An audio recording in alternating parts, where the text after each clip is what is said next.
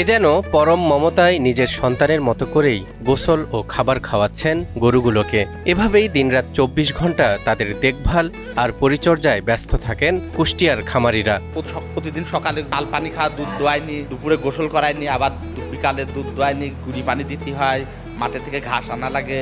এই গরুর খামার গড়েই তারা পেয়েছেন সফলতা, তৈরি করেছেন দেশের কৃষি অঙ্গনে দারুণ এক সম্ভাবনা। দুধ কিংবা মাংস উৎপাদন সকল ক্ষেত্রেই এখানকার গরুর চাহিদা এখন সারা দেশে।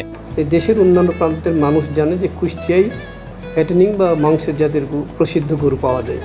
মূলত এই কারণেই এই অঞ্চলটি প্রসিদ্ধ।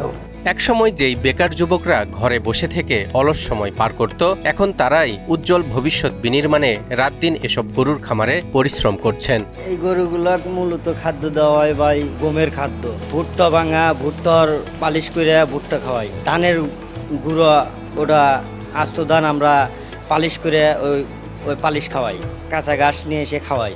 জেলার প্রাণী সম্পদ অফিস সূত্রে জানা যায়, কুষ্টিয়ার ৬টি উপজেলার প্রায় ২১,০০০ খামারি ২ লাখের বেশি গরু মোটাতাজাকরণের সাথে জড়িত। সম্পূর্ণ প্রাকৃতিক উপায়ে গরু লালন পালন করা হয় বলে এখানকার গরুর চাহিদা থাকে সারা বছর। চাহিদা অনুযায়ী যোগান দেওয়ার লক্ষ্যে এই জেলায় প্রতি বছর ব্যক্তিগত ও বাণিজ্যিকভাবে গড়ে উঠছে নতুন নতুন খামার।